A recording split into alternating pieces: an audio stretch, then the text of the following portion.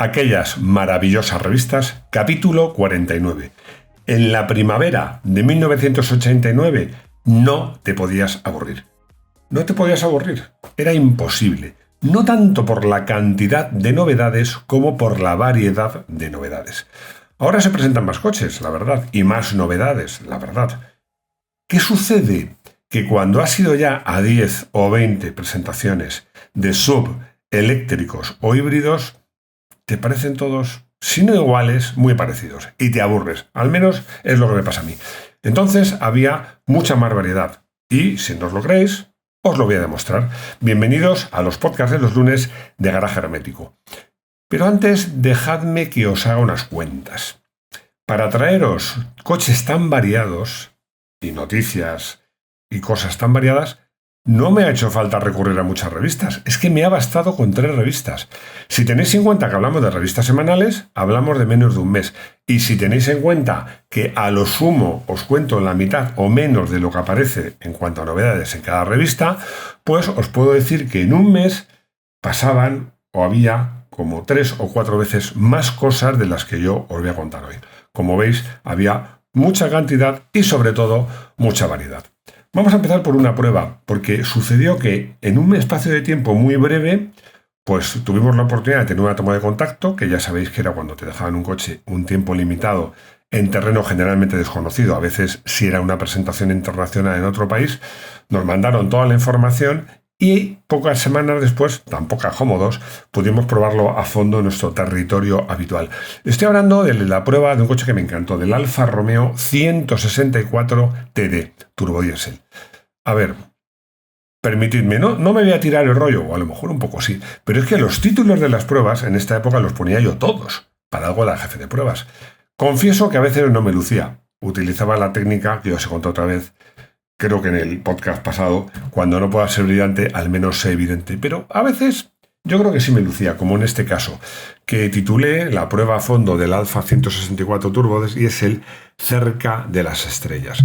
Bueno, como podéis imaginar, esto tiene una razón de ser, porque decía que ser el turbodiesel más rápido del mercado, pues era un asunto puramente testimonial, pero que seguía en manos de Mercedes-Benz, cuyo 300 diésel superaban la barrera de los 200, pero que este Alfa 164 pues apenas alcanzaba una velocidad 5 o 6 kilómetros menos que el Mercedes.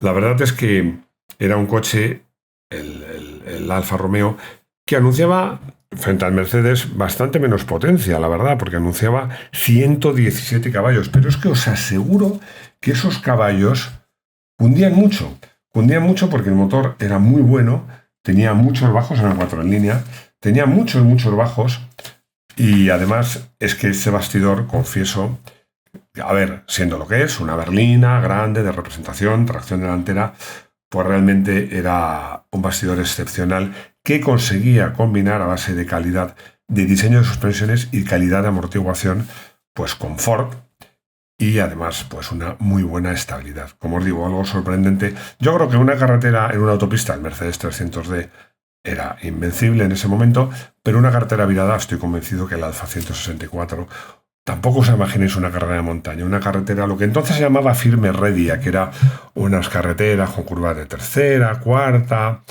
con un firme un poco ondulado que ponía a prueba las suspensiones. La verdad es que en ese tipo de carreteras que había entonces en España, el Alfa 164 se desenvolvía como pez en el agua. Voy a hablaros de otra prueba y voy a hablaros de otro título que en el que creo, hoy perdonadme, estoy un poco inmodesto, espero que me disculpéis, que también acerté. Es la prueba del Porsche 944 S2 que titulé 4 pucheros. Supongo que ya suponéis por qué este título. Sobre todo ahora que el Dow Sensing dice que 4 cilindros son mejor que 6, resulta que Porsche ya lo demostraba en la primavera del 89. Yo, si me permitís, os voy a leer una parte de esta prueba porque yo creo que vale la pena y nos da una idea de lo que era este coche y sobre todo del progreso que suponía respecto a su antecesor. Decía: a primera vista un motor de 3 cilindros de cilindrada y solo 4 cilindros, pues no parece precisamente una mecánica refinada. Pero si añadimos una buena gestión de la inyección electrónica, del encendido electrónico, 4 válvulas por cilindro, árboles de equilibrado y la firma de Porsche, la cosa cambia. Esta es la receta que se ha utilizado en el nuevo y eficaz 944 S2. El antiguo 944S de 2,5 litros y 190 caballos era sencillamente decepcionante. A los motores multiválvulas se les suele acusar de poco elásticos y de rendir potencia únicamente a base de vueltas. El antiguo S respondía por completo a este retrato robot. Era un motor que había que subirle mucho de vueltas para sacar esos caballos. Y sigo comentando. En su nueva gama, Porsche ha iniciado una huida hacia adelante y este 944 S2 es probablemente el que más ha cambiado. Para conseguir la elasticidad y el agrado de conducción que el antiguo S nunca tuvo, se ha utilizado una receta tan antigua como la automoción, pues subir la cilindrada nada menos que un 20%. Además, ha habido retoques en la inyección y el resultado no puede ser más satisfactorio. Se continúa diciendo, es mucho mejor, por citar un ejemplo muy ilustrativo, que la mecánica del BMW M3. Ojo, no hay nada como la cilindrada. Esto yo creo que cambia un poquito porque con los modernos turbos se consigue un efecto similar, pero gracias a que no tienen respuesta, ¿no? Decía, no hay nada como la cilindrada y el Porsche supera al BMW con 2.990 contra 2.302. De hecho, uno de los objetivos de este nuevo S2 es distanciarse un poco de las ahora típicas berlinas musculosas, que ya le estaban acercándose o superándole, como el citado M3, el Mercedes 190 2.5 16 válvulas, ojo, y el Lancia Thema 832, con nada menos que, en este caso, no 6, sino 8 cilindros. Bueno, este motor daba 211 caballos a solo 5.800 vueltas y un par, que en este caso se medía en kilográmetros, no en newton metro, de 28,6 a 4.000. Como veis, un motor que tenía realmente una magnífica respuesta en bajos. Bueno, y el bastidor tan bueno como siempre había sido el de, por lo menos en mi opinión, el de 924 y más aún el de 944. Entre otras cosas, porque estaba más refinado en cuanto a suspensión y tenía más anchuras de vías que podía permitirse gracias a esos aletines integrados en la carrocería. Bueno, seguimos avanzando porque tras una mini prueba que hicimos en el circuito de Alfa Romeo de Baloco, llegaba la hora de probar el SZ en carretera, aunque todavía pues no en nuestro terreno, aunque al final lo hicimos. Probamos este coche en carretera en Italia. Bueno, yo creo, esto no fue un contacto, no una prueba, el título no es mío, pero el título en este caso no sé si es brillante o no, pero desde luego descriptivo. Un coche de colección. Este es uno de esos coches que te pueden gustar o no. A mí no me entusiasma, lo confieso. A ver, me gusta, pero no me entusiasma. Que te podría parecer caro, barato, apropiado, lo que tú quieras, pero nacía como coche de colección, porque era, al final, a ver, lo voy a definir para que todos lo entendamos, como un Alfa GTV de los últimos, o un Alfa 75, pero con una carrocería más moderna, coupé, muy llamativa, y sobre todo, muy afinado, sobre todo en suspensiones, también el cambio, pero en las suspensiones era un coche casi de circuito, porque tanto el cambio como las suspensiones de los Alfa Romeo eran muy sensibles a la calidad de los Silent Block, que de serie no siempre era muy buena, y cuando se deterioraba el coche perdía mucha calidad de rodadura y el cambio precisión. Cuando lo ponías, que yo me acuerdo que en algún GTV cambié las gomas por casquillos de nylon o de teflón, no lo recuerdo, bueno, el cambio era otro. En este coche es que llevaba las famosas rótulas Onivol, que diréis, ¿y eso qué es? ¿Qué es lo que es? Bueno, da igual que sepáis lo que es o lo que no es. Lo que está claro es que esas rótulas eran lo mismo que llevaban los coches de competición. Hacía que te llegaran más fielmente las vibraciones o la rugosidad del asfalto al coche, pero en un coche así esto no era un gran problema, pero a cambio ganaba una fidelidad de trayectoria espectacular. Las comparativas, cambio de tema, en esta época tenían un éxito brutal. Y además, cuanto más coches juntaras, mejor.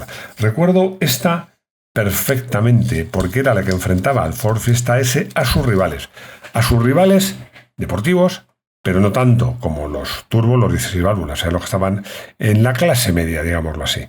Eran coches, además, es que era muy homogénea esta comparativa, estaba muy entreída, porque eran coches entre 85 y 90 caballos. Os voy a decir los coches que eran: el Ford Fiesta S, ya lo he dicho, con 90 caballos, el Citroën AX GT, que tenía 85, pero jugaba a la baza de tener un peso de casi 150 kilos o 200 incluso por debajo de sus rivales. Lo estoy comprobando para no equivocarme, sí, 150, 200 no, pero bueno, sí, 180, 160 en un caso. Como os decía, la X GT Turbo de 80 caballos, el Peugeot 205 GT de 90 caballos, el Peugeot 205 GT de 85 caballos, porque llevaba el motor 1442. Además, esto lo acabo de contar en un vídeo que hemos grabado sobre todos los 205 deportivos. Un vídeo muy interesante y que cuento precisamente estas historias. Este coche, a diferencia, luego llevó el motor francés, pero este coche, el motor que llevaba en España, que era el típico Villaverde, era distinto al que llevaba en Francia y tenía 85 caballos. El Renault 5 GTX, que este tenía 90 caballos, y el Seat Ibiza 1.5, que a pesar de su diferencia de cilindrada y gracias a los milagros de Porsche, porque ya sabéis que este motor era un System Porsche, pues tenía también 85 caballos. La verdad es que los coches, bueno, pues el resultado era bastante apretado, la verdad, porque unos coches destacaban en unas cosas y otros en otras. Un poco la conclusión, que por cierto esta prueba la escribí yo, decía que el Renault 5 GTX era quizás el más homogéneo junto con el 205. Que eso sí, el 205 exclusivamente le habían 5 puertas, lo que le restaba un poquito de caché como coche deportivo. Lo que sucedía es que el GTX era demasiado caro. El AX GT destacaba por la insuperable relación entre prestaciones y consumo, donde el peso y la aerodinámica, por cierto, un CX de 0,31, ayudaban mucho. El Fiesta, lo que se decía, que era muy homogéneo, pero también el más atractivo probablemente, aunque tenía un menor equipamiento que los demás y era caro. Y el Seat Ibiza les decía que destacaba por su capacidad interior, pero que la agilidad en carretera, este coche era un poquito morrón. Ya os hablo de esta época, ¿no? Donde habían salido otros coches, no cuando salió en su momento, pues era quizás el menos deportivo, el menos ágil. Bueno, una comparativa interesante, aunque esta que voy a contar ahora yo creo que es todavía más interesante, porque, a ver, voy a hablar del título otra vez. En este caso considero que no es brillante, pero sí descriptivo. Originalidad ante todo, porque con estos vehículos llegó la revolución. Estoy hablando de la Renault Espace que probamos con las dos motorizaciones que se ofrecían en ese momento, la GTS y la TXE. Bueno, la verdad es que era un concepto completamente nuevo y era un vehículo enormemente representativo, porque lo que comentaba es que era muy innovador. En Europa lo veíamos como muy innovador cuando comentaba en la prueba que esta fórmula de monovolumen ya era muy conocida en Japón, aunque con coches no tan refinados, y también en los Estados Unidos, ¿no? Pero que en Europa era novedosa y sobre todo en estos dos casos, estaba muy brillantemente puesta en escena. La diferencia de equipamientos de las dos era que una daba 105 caballos y la otra 120, para un peso que estaba en 1.300 kilos, que hoy nos parecía muy ligero, pero en esa época se criticaba, pero poco, porque este diseño que nació para Peugeot, que era de Matra, pues al final Peugeot lo rechazó y lo sacó adelante a Renault, pero se fabricaba en Matra este vehículo. Y realmente es que era un coche muy interesante, muy interesante, muy bien hecho, muy novedoso, y que luego además consiguió una cosa que me llamó mucho la atención. Os voy a contar tal y como me lo contaron a mí cuando estuve en Francia, un colega.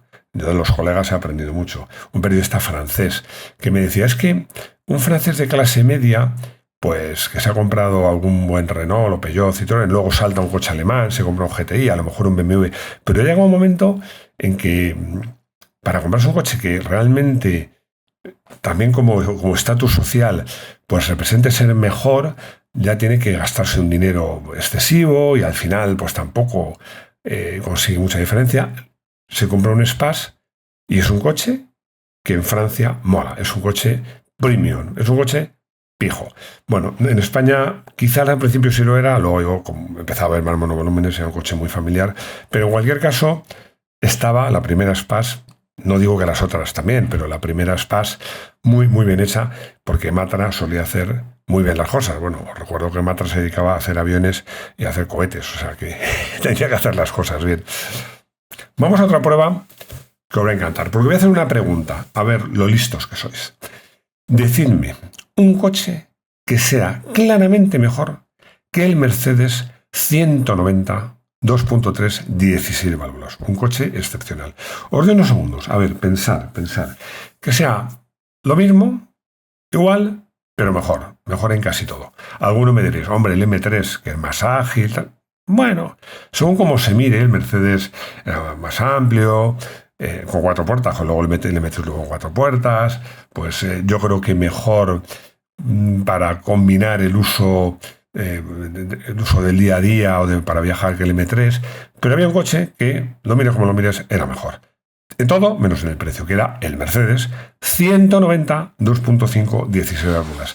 Y es que ese pequeño incremento de cilindrada, que aumentaba muy poco la potencia, solamente hasta 204 caballos, lo que sí permitía que el motor, que por cierto es de diseño, la culata de diseño Cosworth, nada más y nada menos, el motor era mucho mejor, mucho más aprovechable, los bajos, más lineal. Bueno, el coche nació también pensando en hacerlo más competitivo en las carreras, pero lo cierto es que sí, para mí era una neta mejora sobre el 2.3. Vamos a acabar la parte dedicada a lo que, como os digo, técnicamente en las revistas, en la información llamamos producto, con una buena entrevista. Ya sabéis que el género de las entrevistas me gusta mucho. Ahora lo practico poco, la verdad. Pero esta entrevista no es mía, ya me hubiera gustado. Es de un gran periodista italiano que colaboraba con nosotros, que es Luca Ciferri, y era al sucesor de Pininfarina, Andrea Pininfarina. Bueno, no la puedo leer porque es muy larga y realmente he tratado de seleccionar lo más interesante, y es que todo me parece interesante, la verdad, ¿no? Pero el título en este caso daba en diana. Decía: el Alante no lo es todo. En este momento, Pininfarina había llegado a un acuerdo con Cadillac para lanzar el famoso, que algunos le llamábamos Cadillac Pininfarina, pues un modelo que tenía la línea de producción más larga del mundo, porque se montaba el chasis bastidor en Detroit y luego se iba hasta Italia, Pininfarina, donde se acababa de montar la carrocería, que era diseño y fabricación del carrocero. Bueno, era un coche muy llamativo, no voy a decir excepcional, honestamente lo probé, además tengo una anécdota buenísima, pero lo contaré cuando llegue la prueba de este coche. Pero era, yo creo que de una calidad claramente por encima de los coches americanos de esa época. Pero bueno, tenía toda razón Andrea Pininfarina, porque es que en esos momentos Pininfarina fabricaba el Ferrari Testarossa, un referente, el Alfa Romeo Spider, el Peugeot 205 Cabriolet, que fue también un bestseller, el Lancia Tema Station Wagon, un coche que a mí me encantaba, y el Ferrari iba a lanzar de un momento a otro el Ferrari 512 América. Así que, como os digo, pues realmente no se aburrían. Y ya con esto acabamos el producto y vamos a hablar más que de deporte. Yo diría que vamos a hablar más que de deporte, de circuitos.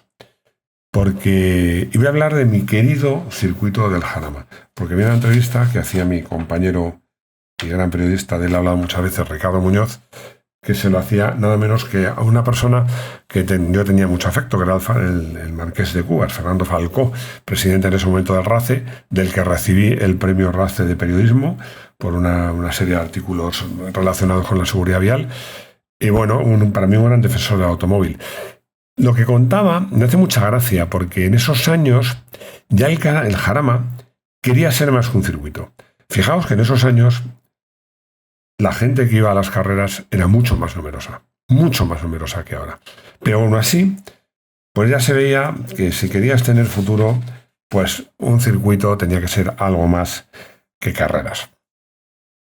Sigue siendo así y el Jarama sigue queriendo conseguir eso. y en mi opinión lo sigue intentando sin éxito. Yo la verdad es que tengo un cariño enorme al circuito.